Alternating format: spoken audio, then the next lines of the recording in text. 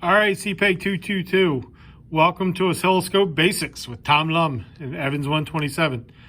This is the oscilloscope. Here's the power button. Let's push that right now so we can get that started. It takes a couple seconds to warm up.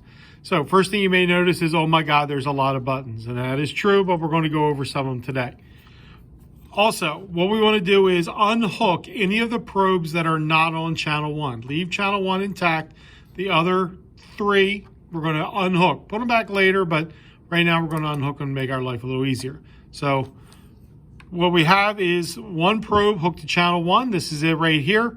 This probe consists of a ground clamp and the probe itself.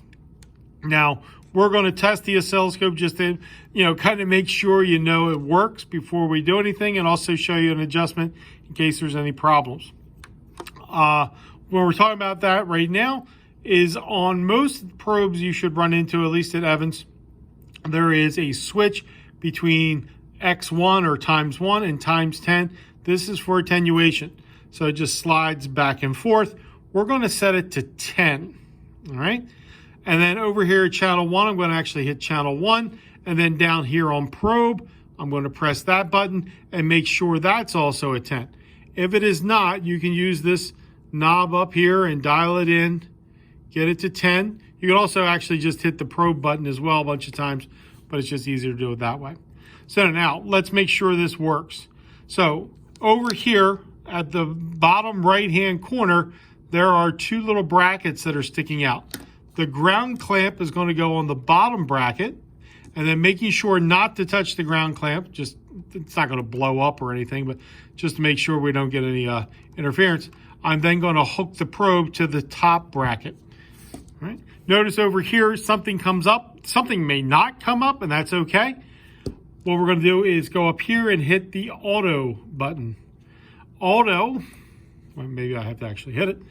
Auto will then reset the scale, the window for this, so we can actually see, hopefully, your square wave here. Now, I did say this is a little bit of housekeeping. I'm grabbing one of these guys. This is not a toothpick, believe it or not. These should be in the labs. If not, I have 1,000 of them in a toolbox. What we're going to do is we may need to adjust something on the probe. So what I'm looking for is a nice square wave with a hard edge. Sometimes you may have this, and if you have it, you can ignore the rest of this. Sometimes you may have like a little fang here or a dip down here at this leading edge, and that will need to be adjusted. So we grab our handy dandy, highly plastic yet expensive screwdriver, and then there's 2 places you can adjust your probe depending on the probe type. Sometimes it's right here like this one. It's actually right here on the connector.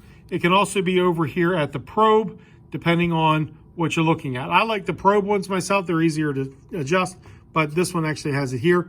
This is a flat blade screwdriver, and it inserts in here, and then you'll feel it click in.